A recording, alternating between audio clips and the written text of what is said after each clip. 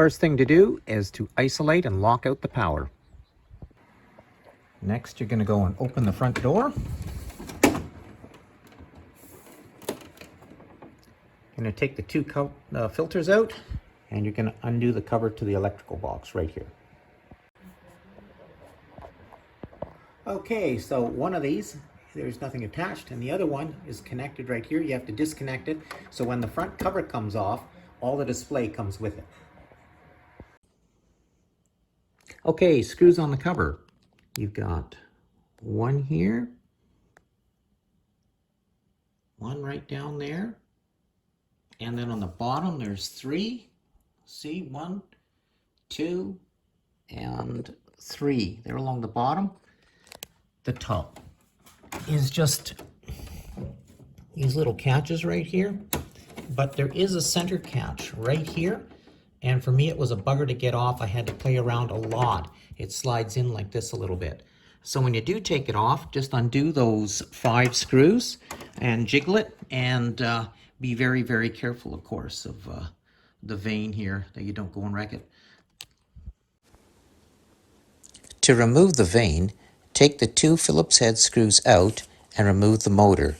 Then these 2 tabs move to the right and the vane slides out in your hands.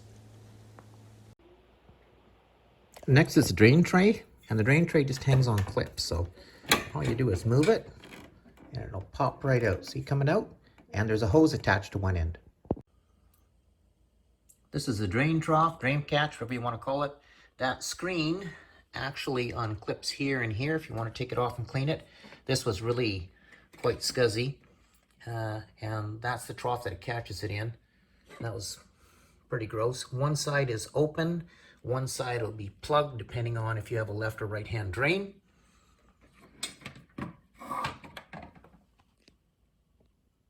Okay, I hope you guys can see this. Before you go and pull it out, there's a flat part on the shaft, and that's the grub screw that holds it on. It's actually not a grub screw, regular screw. But anyway, you got to loosen that off so you can slide it off. And then later on, you have to align it and tighten that up with this blade right in the center. So move it to the left, move it to the right, and then tighten it right in the center so it doesn't rub on anything. Thanks. When you're ready to go and take your blower fan blades out to clean, you got to do a couple things. On this unit, there's a screw here, and a screw here. That'll take the coil, so the coils will move. And then this is the end bearing, and that comes out with this whole tube assembly and then slides off the shaft.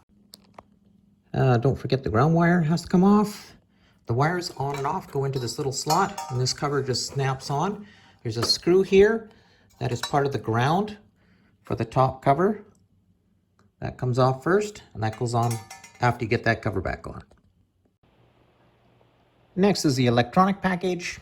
Make sure when you put it back together, this wire hangs out. That goes into your display.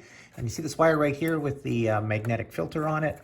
That comes up to this connector right here. That goes from your drive motor for your fan. So this slides out, you unhook it, you pull it off, then you take, let's get this out of the way. There's a screw right there, and then you go to the top, you push it down, and then this whole thing pulls away. This bracket holds the back of the motor and is secured with a single screw.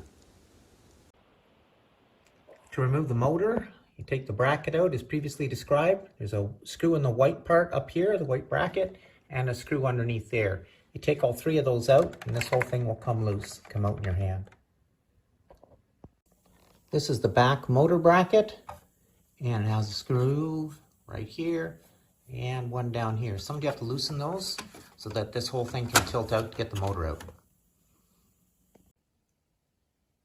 These are the rubber caps that fit on both sides that hold it in the bearing retainer. I am not a video producer, as you can clearly see, but I hope that these clips help a few people with their heat pumps and take them apart. Thank you.